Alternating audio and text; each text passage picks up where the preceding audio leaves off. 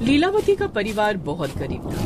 उसका बेटा अभिजीत और बहू ममता वैष्णो माता के दर्शन करके अपने घर वापस आ रहे थे।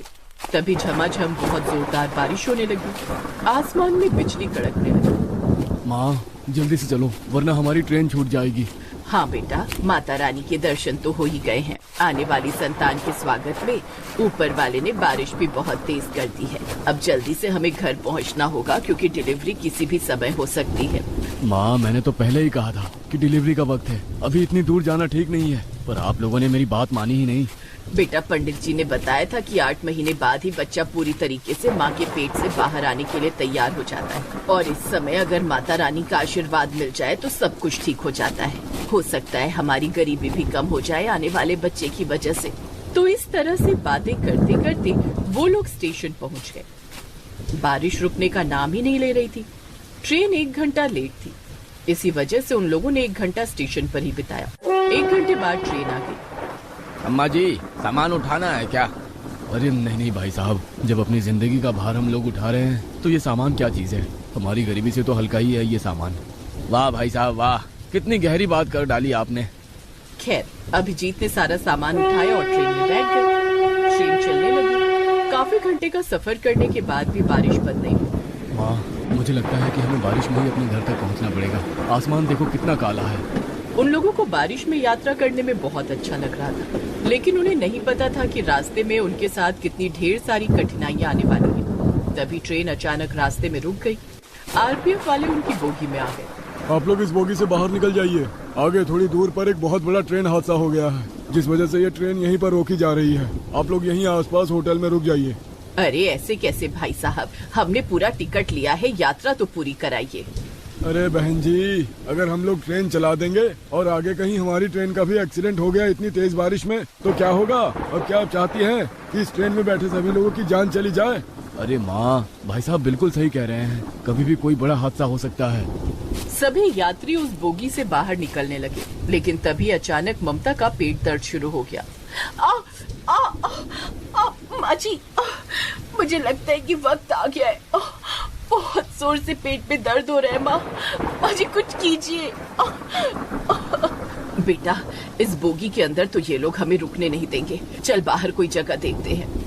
वो लोग ममता को लेकर ट्रेन के बाहर निकल आए। माँ, अब क्या किया जाए? हमारे पास इतने पैसे भी नहीं बचे हैं कि किसी अस्पताल ले चले या फिर कोई होटल ले सके। सारे पैसे तो खत्म हो गए। तभी अचानक अभिजीत की नजर रेल की पटरी पर कहीं दूर पर पड़ी, जहाँ पर किसी बहुत पुरानी ट्रेन की बोगी खड़ी हुई दिख रही थी। कुछ लोग उसी डिब्बे के अंदर घुस रहे थे। माँ, वो देखो, सब लोग उस पुरानी बंद पड़ी बोगी में घुस रहे हैं। इस बारिश में हम गरीब लोगों के लिए इससे अच्छी रुकने की जगह कोई नहीं हो सकती है। चलिए जल्दी चलते हैं, फिर आगे सोचते हैं क्या करना है। कम से कम सबसे पहले बारिश से तो बच जाए। बाजी, अब मुझसे दर्द बर्दाश्त नहीं होता बाजी।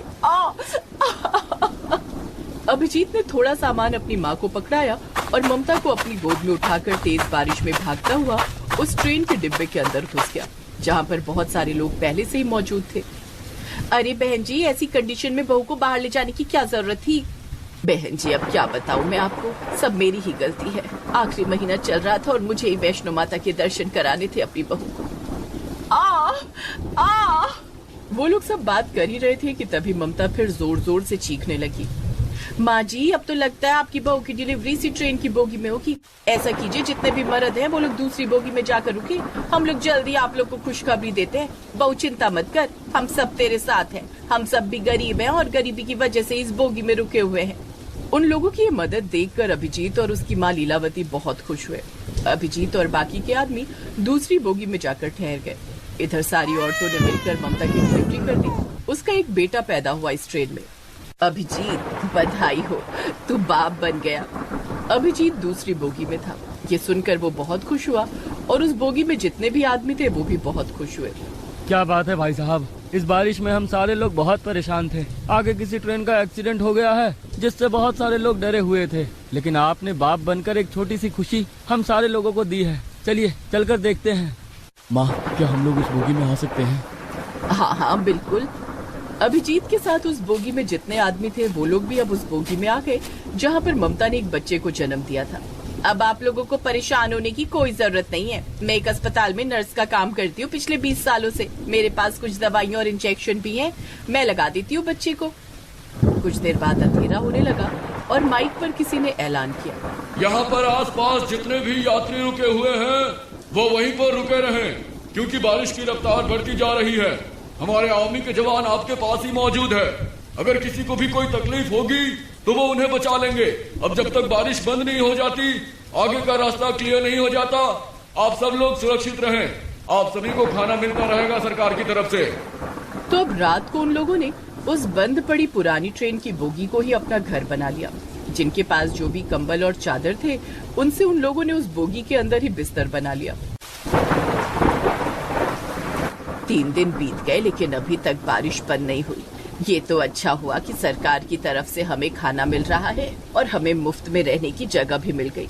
माँ जी, सबसे अच्छी बात तो ये है कि हमें यहाँ पर इतने अच्छे अच्छे लोग मिल गए जिन्होंने हमारी मदद की, वरना इतनी तेज बारिश में बहुत कुछ गलत हो सकता था हमारे साथ।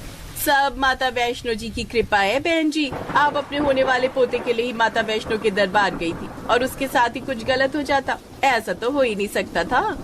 अब वो ट्रेन ही उस गरीब परिवार का घर बन चुका था। वहाँ पर जितने भी लोग थे सब एक परिवार की तरह रहने लगे। बहुत सारे लोगों ने मिलकर एक कठिन समय को भी कितना खुशनुमा बना दिया था।